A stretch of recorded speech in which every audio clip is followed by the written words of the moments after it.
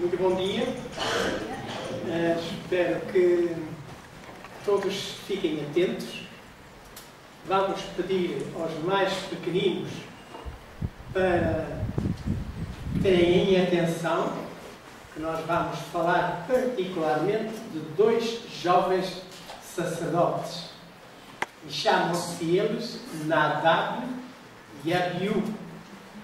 E vou apontar só quantas vezes eu vou mencionar estes dois nomes. Mais pequenos, tá bom? Não se esqueçam.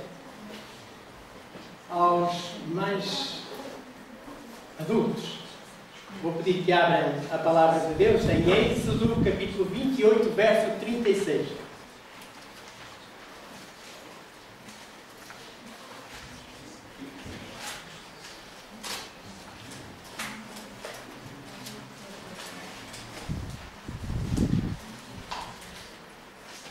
Não reparem não terem os textos aqui no ecrã, que eu pedi aos nossos jovens lá, para que os irmãos possam manejar a sua Bíblia e fixar onde é que se encontram as passagens, que é muito importante no tempo em que ainda temos Bíblia, porque em breve já não a teremos.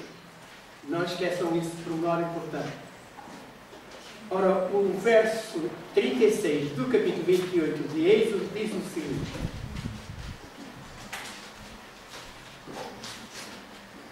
Vou esperar mais um bocadinho, porque há alguns que não conseguimos encontrar. Estamos a falar das vestes sacerdotais e encontramos no verso 36 Deus a dizer a Moisés: também farás uma lâmina de ouro puro e nela gravarás à maneira de gravura de selos: santidade ao Senhor. Deus está a iniciar o trajeto de Israel e, devido à sua ordem, foi construído o templo, ou seja, o tabernáculo, que era móvel, e os sacerdotes tinham vestes próprias e o sumo sacerdote tinha vestes diferentes, que ele representava nosso Senhor Jesus Cristo. E na mitra que o sacerdote levava na cabeça deveria ser colocada essa lâmina para que todos soubessem que o sumo sacerdote devia ser consagrado santo ao Senhor. Nesta inscrição dava-se a entender aos sacerdotes de Israel que eles tinham uma missão muito especial, que nós vamos ler no livro de Ezequiel, no capítulo 44. Ezequiel, capítulo 44, é o verso 23. Vamos ler a mensagem mais importante que o povo de Israel devia conhecer e os sacerdotes tinham a incumbência de ensinar.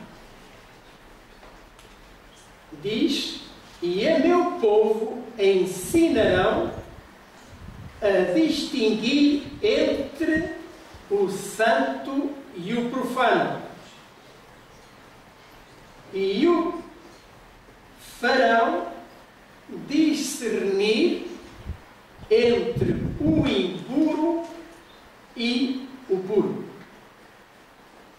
Como todos nós sabemos, a missão sacerdotal foi transferida para os apóstolos no início da Igreja Cristã e também para os pastores que substituíram os apóstolos.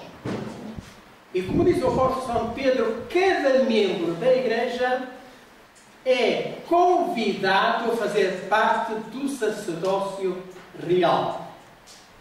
Neste aspecto, encontramos que é a missão dos pastores e de cada membro da Igreja levar os demais a distinguir entre o santo e o profano, o puro e o impuro. O que é que nós encontramos na vida do povo de Israel que também existe na Igreja de Deus hoje? Há dinheiro santo e há dinheiro profano. Há vestes santas e há vestes comuns. Ou, porque a palavra profano é um bocadinho, diríamos, forte neste aspecto. Portanto, há que ver o que é impuro ou comum. Havia dias santos e dias comuns. Havia lugares santos e lugares comuns. Música santa e música comum. Ocasiões santas e ocasiões comuns. Vocações santas e vocações comuns. E poderíamos aumentar a lista. Realmente, logo no início da inauguração do tabernáculo, nós vamos lembrar uma triste história. Para quê? Para dela podermos tirar as lições necessárias que são de suprema importância para nós hoje. Porque estamos a caminho do santuário celestial. E com muito pouco tempo para nos prepararmos para viver lá. Vamos então abrir as nossas Bíblias no livro de Levítico, no capítulo 9.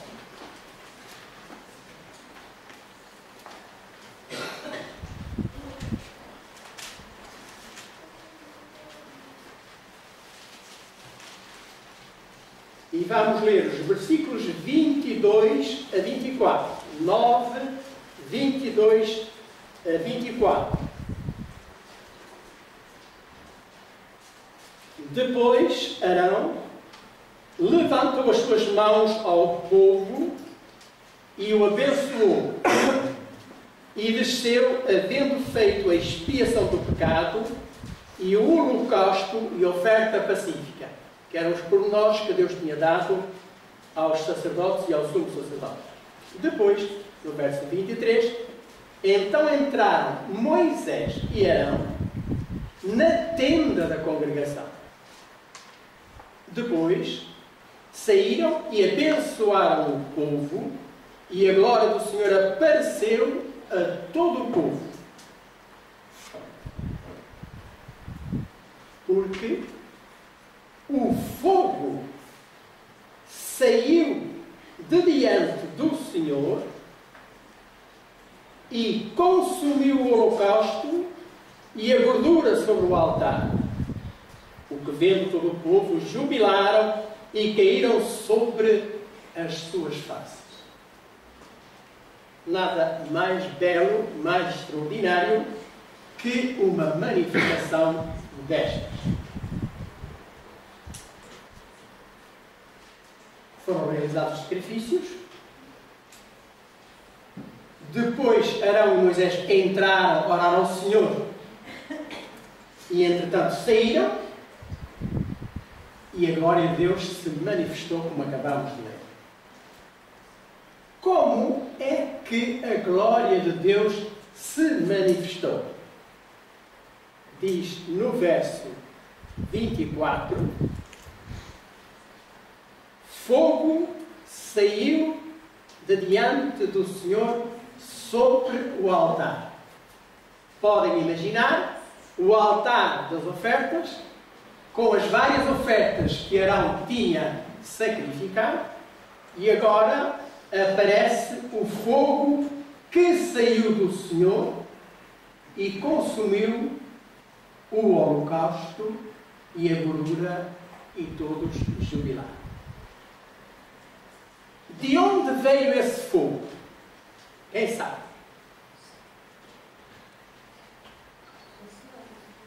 Do Senhor, não é? Diz que foi o Senhor que apareceu e saiu fogo do Senhor.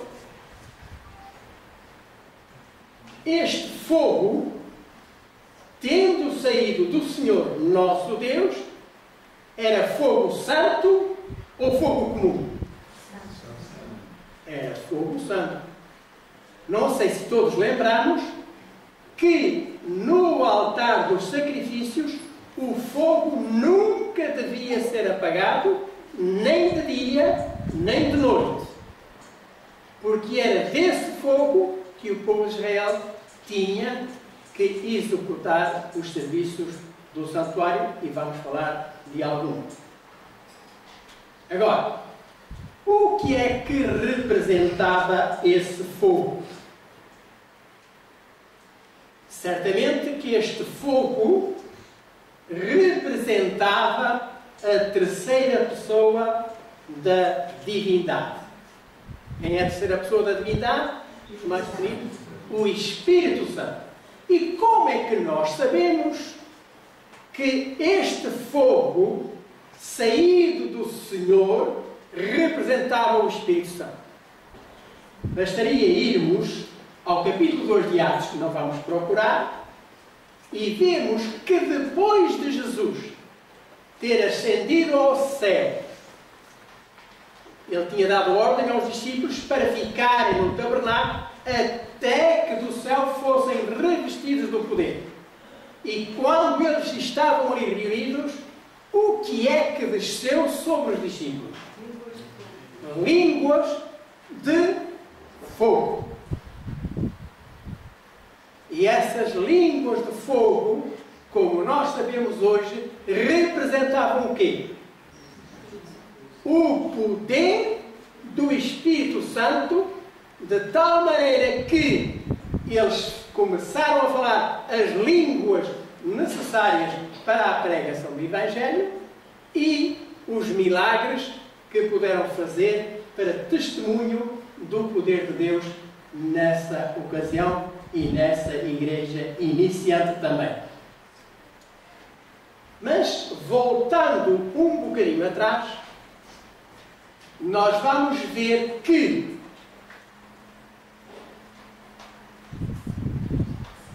quando Arão e Moisés entraram no santuário, aonde é que eles se dirigiram?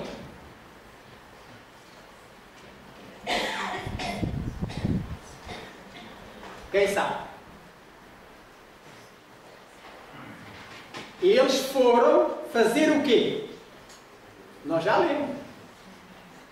Foram orar. E pedir a bênção de Deus que se manifestou através do fogo nos holocaustos. Ou seja, Moisés e Arão entraram no lugar santo, e no centro do lugar santo, o que é que nós tínhamos lá? O altar do incenso.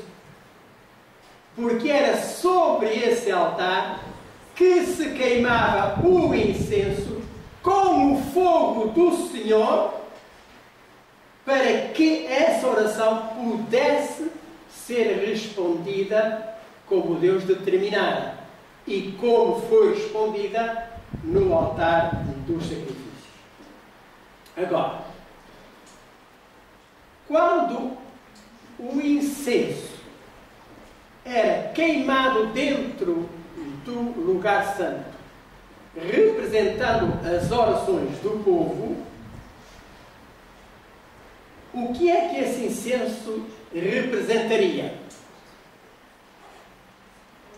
Vamos ler na Bíblia para ser mais fácil assimilar. Salmo 141, o verso 2.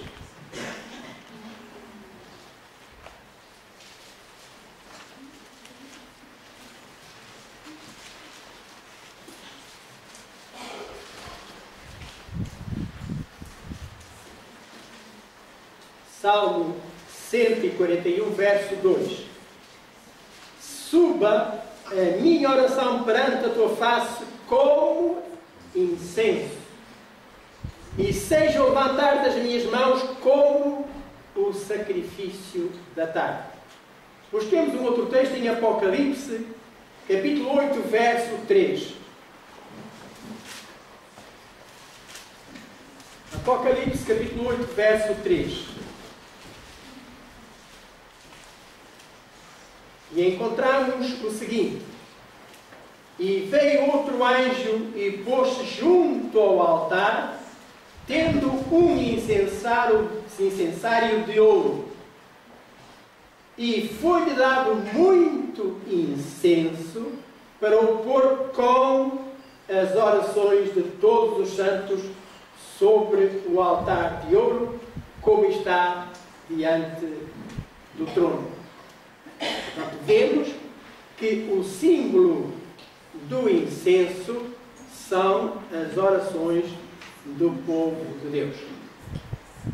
Mas, como lembramos, por certo, de onde devia ser trazido esse fogo? De onde vinha o fogo com que se queimava o incenso?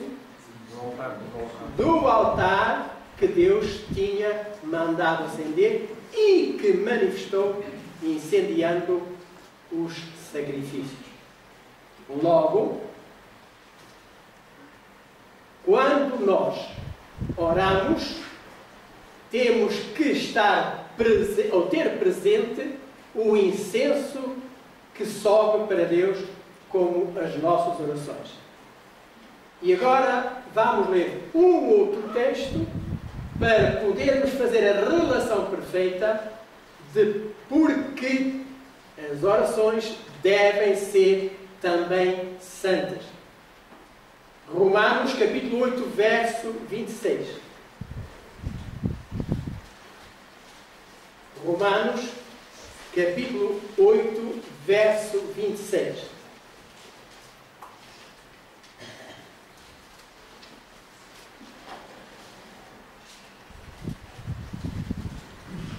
E, da mesma maneira, também o Espírito Santo ajuda as nossas fraquezas, porque não sabemos o que havemos de pedir como convém.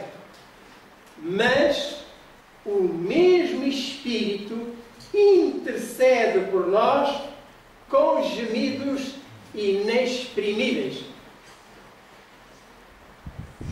O fogo do Espírito Santo sobre o incenso, para seres pecadores como nós poderem orar e para que a nossa oração possa chegar santa diante do trono da graça onde o nosso Pai Celestial está sentado.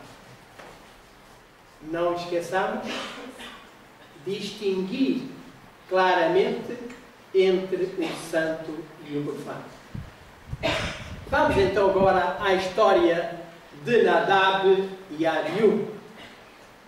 No capítulo 10 de Levítico, versos 1 e 2.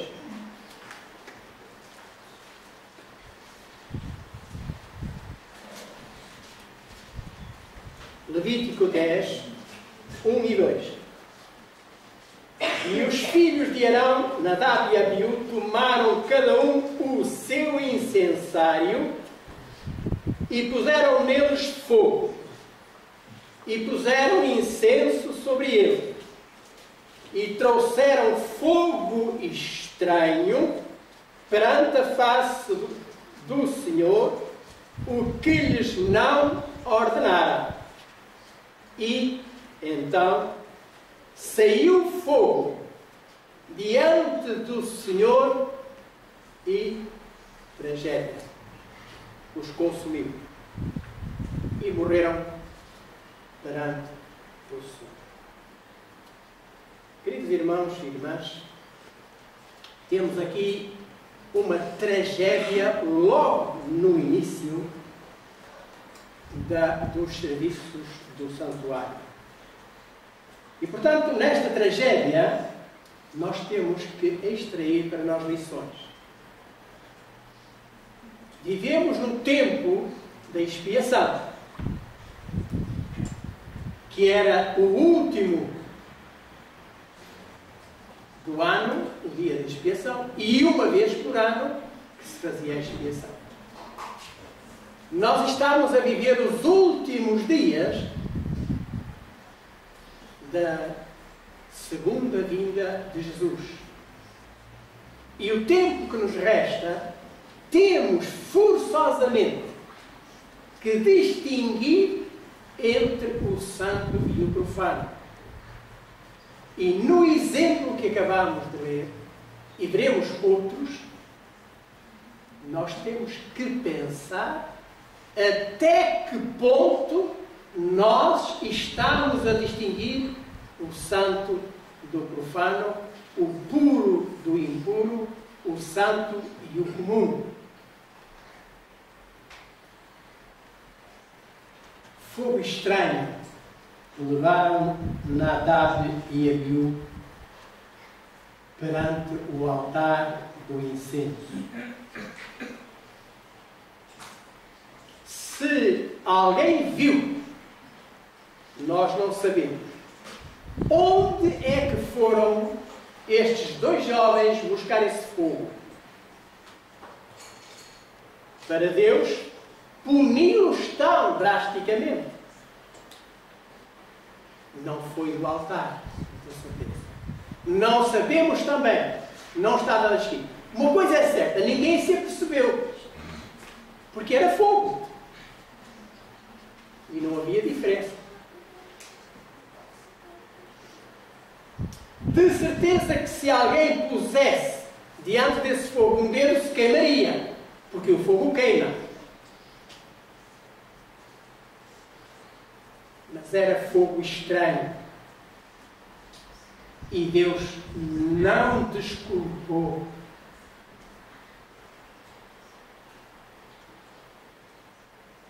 Hoje em dia, muitos pensam e dizem, que eu tenho ouvido mais que uma vez, que Deus não se preocupa com o que nós fazemos, mas apenas a intenção com que fazemos as coisas.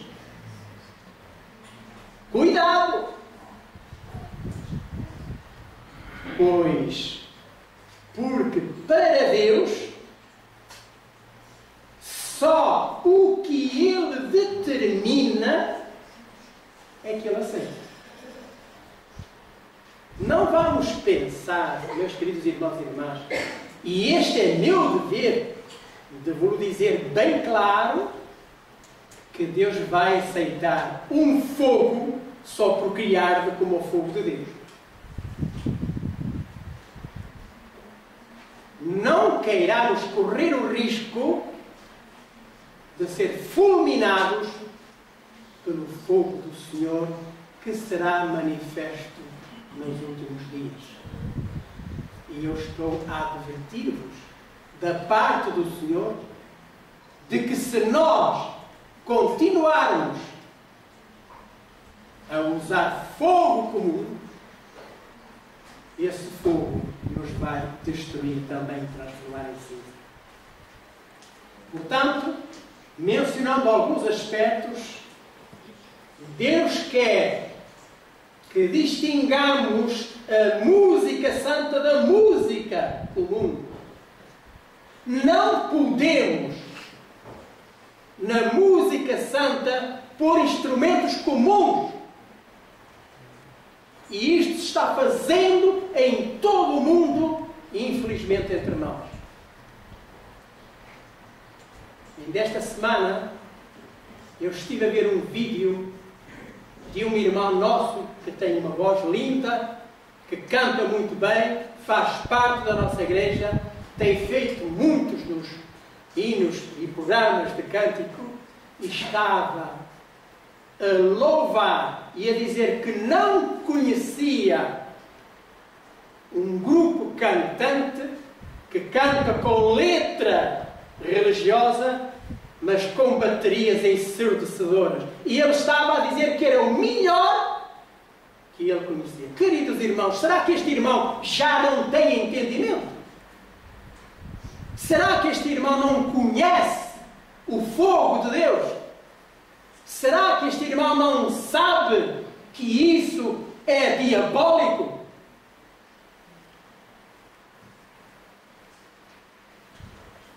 Não misturemos. A música santa tem de ser santa como Deus é. Por isso há música santa e há música comum. Não queiram trazer para dentro da igreja as boates e todas essas coisas que Satanás tem inventado através da história. Queridos irmãos, é com todo o carinho, com todo o amor que vos estou a alertar. E espero que não me esqueçam. Também há roupa santa. E também há roupa comum. Eu pergunto se as modas modernas que nós vemos onde quer que saiamos são próprias para um cristão usar. Queridos irmãos, a casa de Deus não pode receber roupas comuns. As roupas do nosso trabalho, da nossa oficina, não devem ser usadas dentro da casa de Deus. Não me esqueçam isto. Porque brevemente o fogo de Deus vai sair de Deus e vai consumir tudo quanto é comum e aqueles que o usam também. Dinheiro santo. Qual é o dinheiro santo, meus queridos irmãos? Quem sabe? Há um dinheiro que é santo, irmão. Que é santo, perdão. Qual é esse dinheiro? O dízimo de Deus.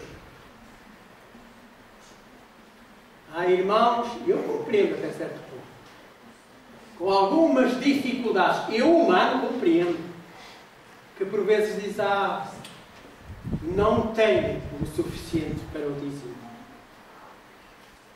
É pouco e às vezes eu não consigo equilibrar. Cuidado. Cuidado. Muito cuidado. Leiam o que é que Deus nos diz sobre o dinheiro santo e o dinheiro comum. Por que é que na igreja não aceitamos como princípio alguém que joga numa lotaria e depois venha dizimar? Jamais! Deixa lá ficar o dinheiro do dízimo desse jogo com aqueles que o inventaram, porque isso é diabólico. Nós não precisamos. Deus não precisa desse dinheiro. Cuidado, meus filhos e irmãos. Dinheiro santo e dinheiro comum.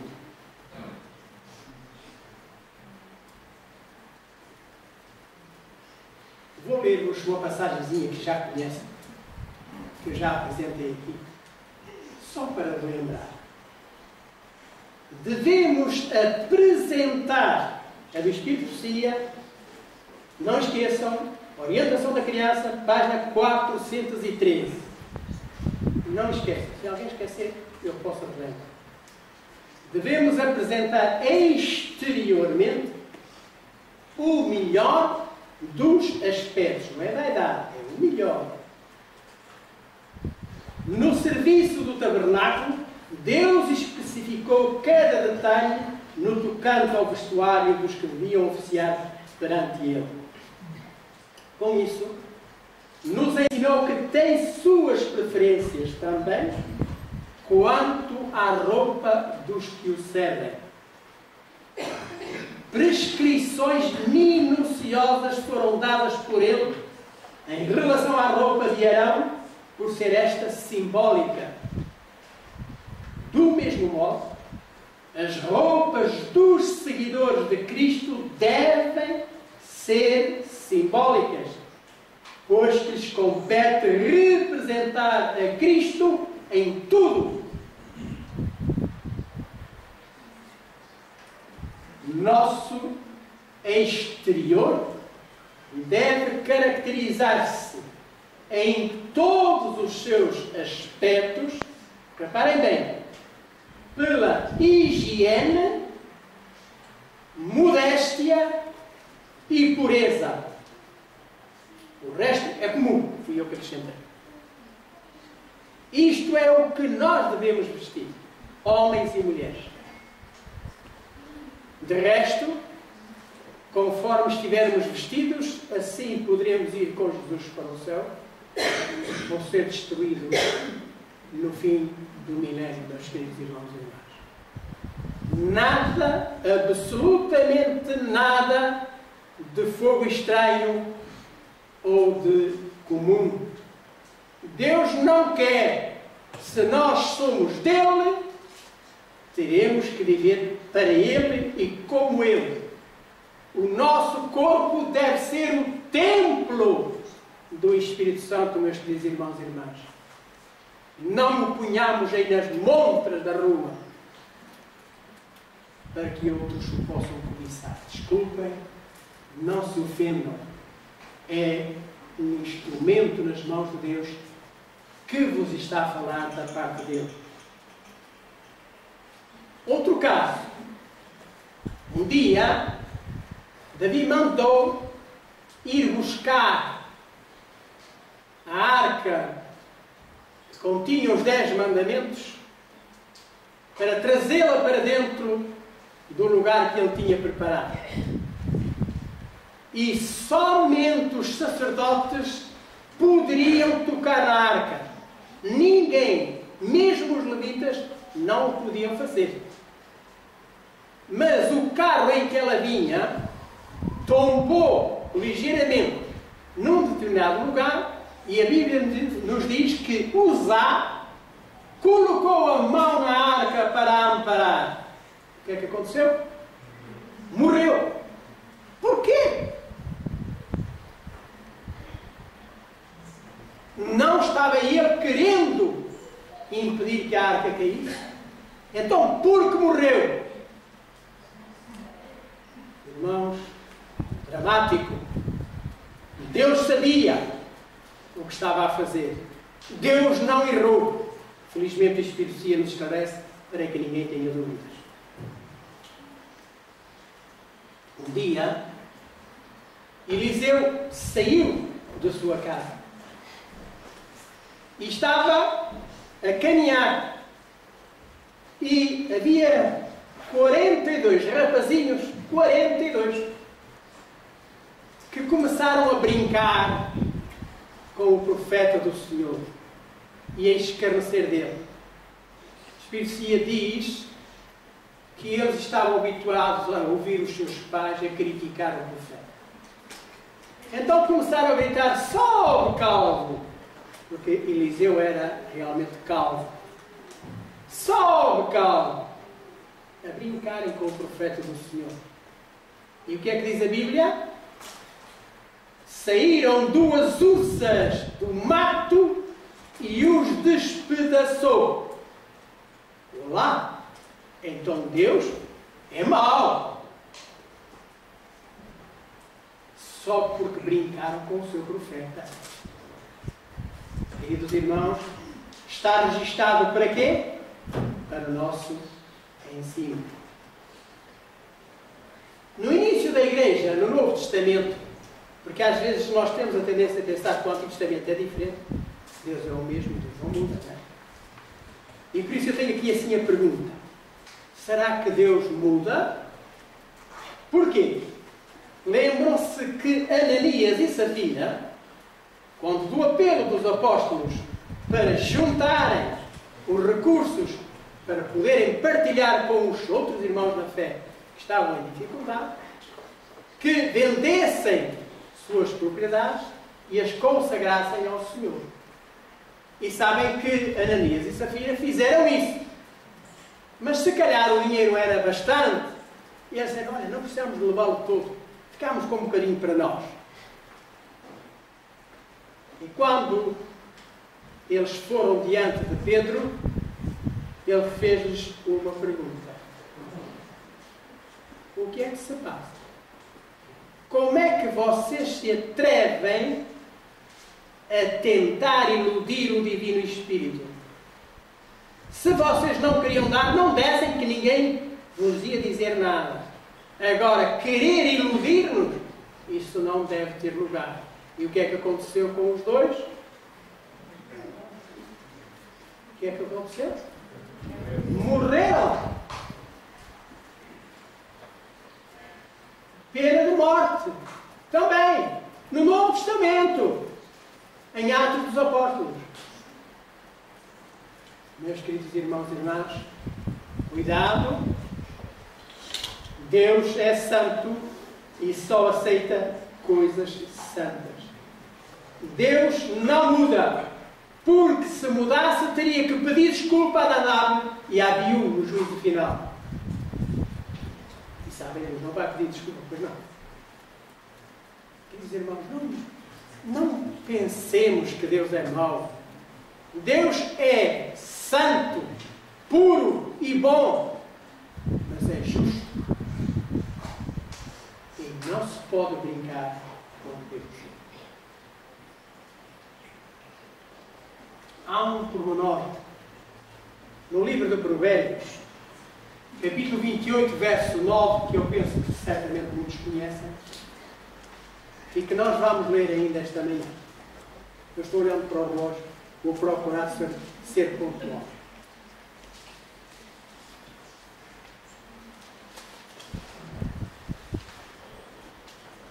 Provérbios, capítulo 28, verso 9.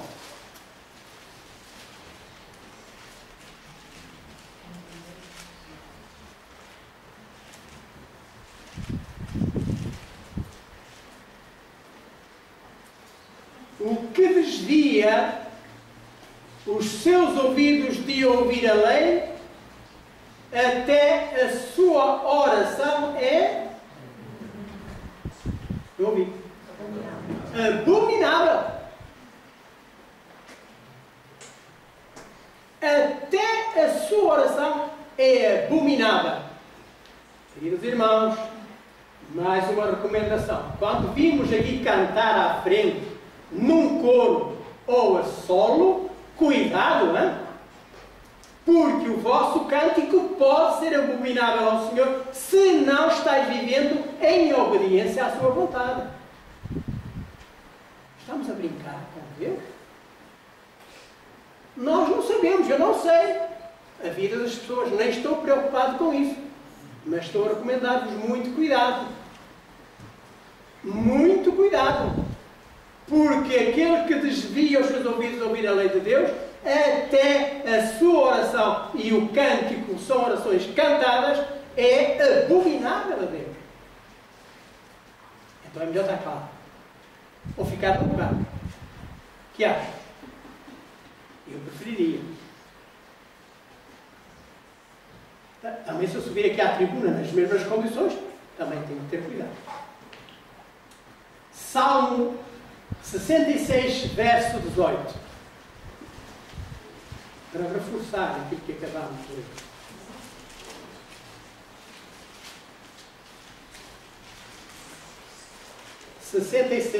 Salmos, verso 18.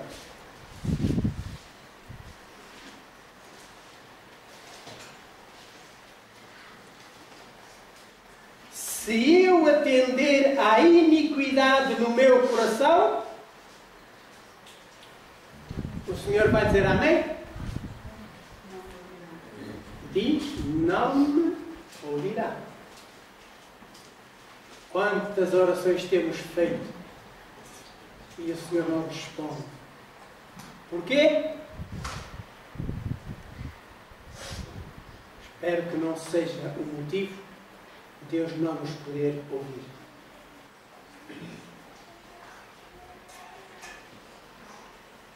Vamos agora descobrir um pequeno segredo para terminar. Por que é que Nadab e Abiú levaram o fogo estranho, sabendo perfeitamente que isso não era permitido por Deus? Vamos ler no capítulo 10, os versos 8 a 11. Levítico 10, 8 a 11. Queríamos mais pormenores, mas a hora está a chegar ao fim.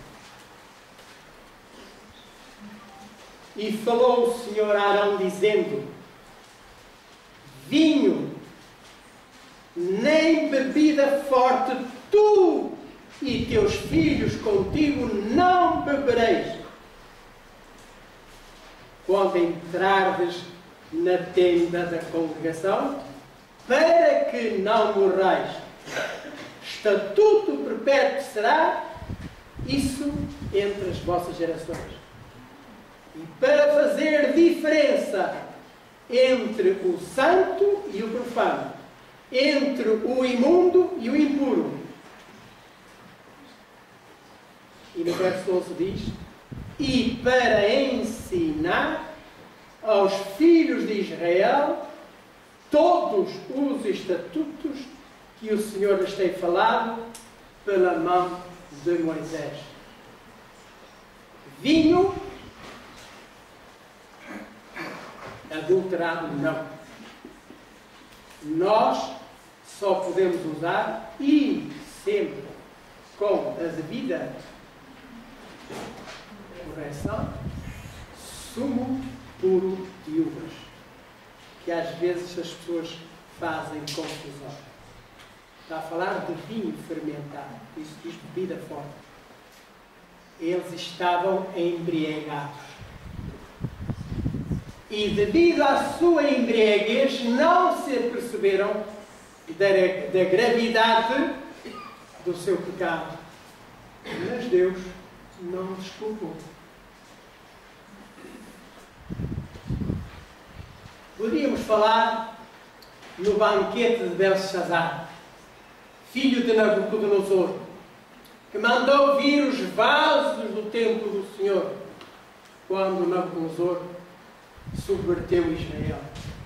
Mandou vir os vasos sagrados e deixou que ele e os seus convidados bebessem. E sabem o que é que aconteceu? Quando Daniel foi chamado para interpretar aquela escritura, pesado foste na balança e achado em falta, sabem o que aconteceu a Belshazzar? Morreu. No verso 30 do capítulo 5 de Daniel. Não vamos buscar, porque a nossa hora passa. E finalmente quero terminar com Apocalipse 17, 1 e 2.